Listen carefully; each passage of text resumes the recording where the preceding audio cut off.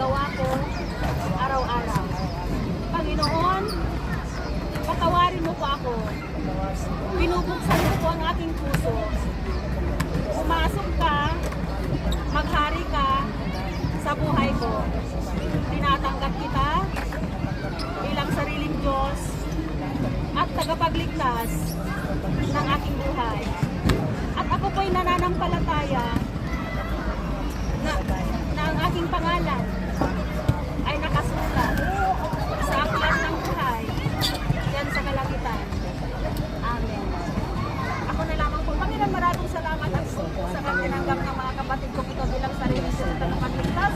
At ramdam namin po, Panginoon, kanina pa lamang ang libo-libong anghel na nagagalak sa dalawang kaluluwang nagbalik loob sa iyo. Pagpalain mo sila, Panginoon, hallelujah, sa bawat area ng kanilang buhay, at dalangin namin ng mahabang buhay, malusog na mga katawan, at higit sa lahat, Panginoon, lagi silang magtitiwala sa iyo.